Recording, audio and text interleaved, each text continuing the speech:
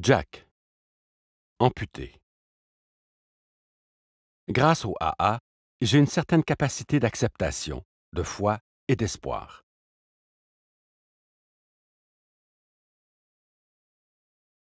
Durant ma jeunesse, les sports et les activités de plein air étaient une part importante de ma vie.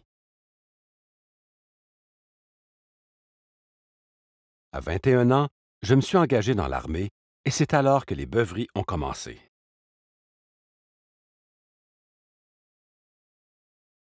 Plus tard dans ma vie professionnelle, en tant que vendeur, je m'arrangeais toujours pour que le divertissement des clients fasse partie de ma description de tâche.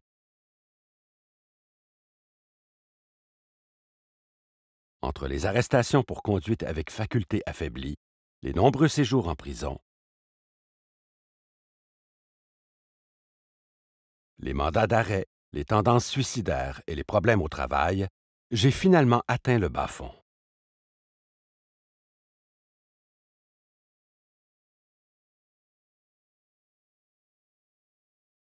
Une intervention m'a propulsé chez les AA et je n'ai plus jamais bu. Pendant ma première année d'abstinence, j'allais entre 1 et 3 fois par jour à une réunion des AA.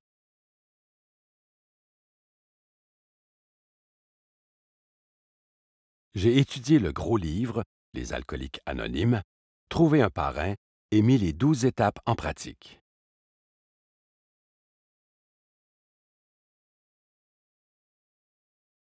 Je me suis aussi impliqué dans les réunions des AA en établissement et je suis devenu un membre actif de l'intergroupe et du comité régional.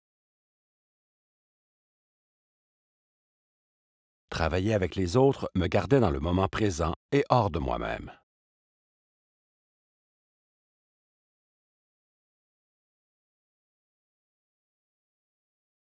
Avec l'aide d'un programme d'aide aux employés, j'ai réparé les dégâts de mon passé professionnel et suis bientôt devenu un atout pour ma société.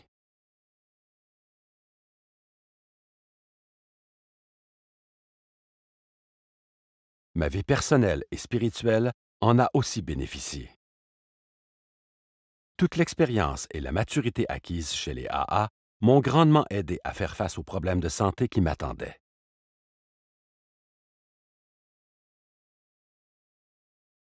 Après 14 ans d'abstinence, je suis subitement tombé gravement malade.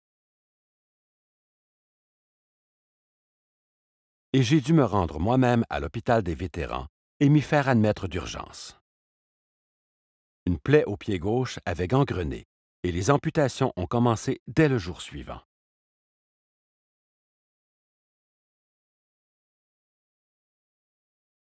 Au bout de 3 opérations, je me suis retrouvé totalement amputé de la jambe gauche au-dessous du genou.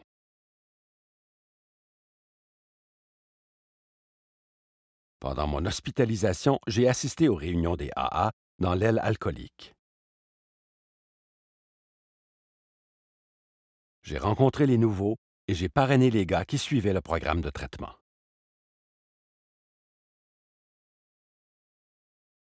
Après 4 mois, j'ai finalement obtenu mon congé de l'hôpital. Heureusement, grâce au AA, j'avais une certaine capacité d'acceptation, de foi et d'espoir, et j'y ai beaucoup puisé.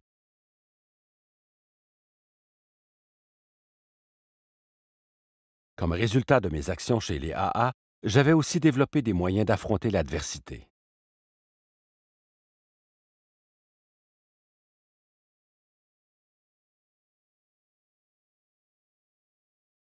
Ce que j'avais appris chez les AA était devenu une seconde nature. Et je suis demeuré abstinent pendant cette période difficile de ma vie. J'aurais bientôt besoin d'y puiser à nouveau. L'année suivante, j'ai subi une blessure à l'autre pied, qui s'est aussi gangrenée.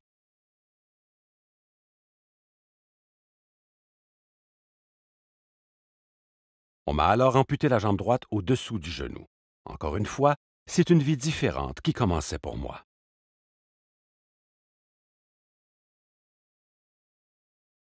J'ai été cloué à un fauteuil roulant et je suis devenu dépendant des autres pour me rendre aux réunions des AA et à d'autres endroits.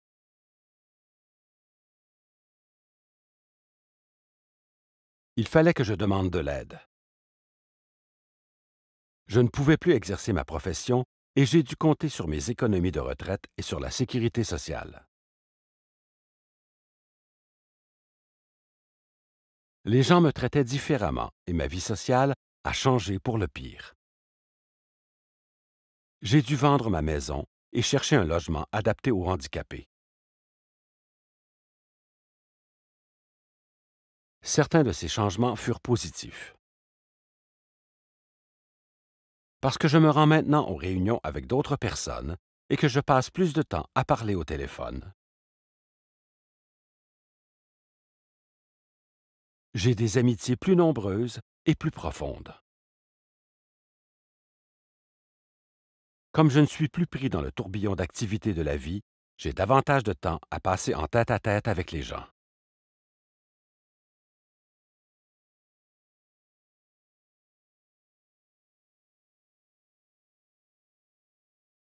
Je fais du bénévolat au bureau central où je réponds au téléphone et sers les gens au comptoir des ventes.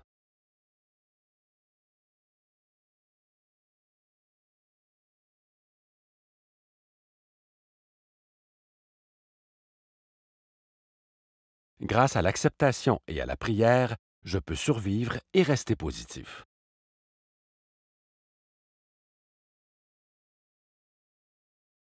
J'ai développé ma foi et j'ai confiance que Dieu comblera mes besoins. Bien sûr, il y a de mauvaises journées. Il y en a même beaucoup.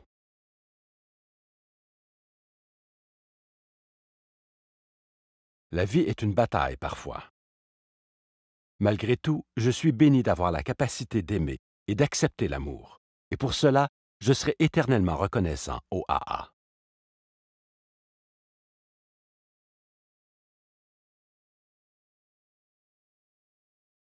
J'ai encore des leçons à tirer des problèmes quotidiens de la vie, mais je ne suis plus seul.